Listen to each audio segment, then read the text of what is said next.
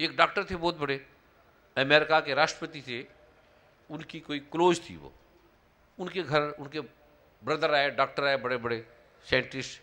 तो मैं वहाँ उनके घर में था उस समय।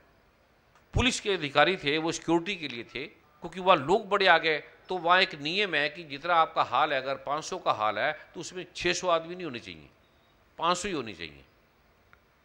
फिर वहाँ लोग इकट्ठे हो गए, लाइनों पे बाहर बैठ गए। तो कहने लगे, ये आप क्या लिखते हो, क्या देखते हो? मैं इनका समाधान लिख रहा हूँ। कहते ये क्या समाधान? हमारे तो डॉक्टर देखते हैं, चेक करते हैं, बताते हैं, आपको कैसे पता लगता है? तो मैं कहा आपको ये बीमारी इतने साल से है, आपकी पत्नी को इतने साल से है, तुम्हारी बेटी को है, तुम्हारी माँ को थी। वो आदमी हैरान। मैं कहा अब तुम्हारी पत्नी वहाँ पड़ी है पैरालाइज्ड में और बेड के नीचे गिर गई है।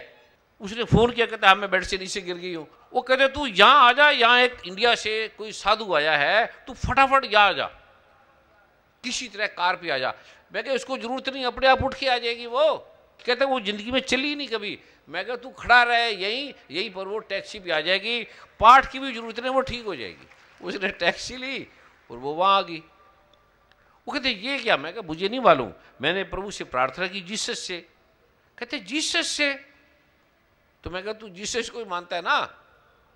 कहता हाँ। तो मैं कहा जीसस ने आपकी बात सुन ली भैया, अब जरूरी थोड़ी ना सुने, सुन ली।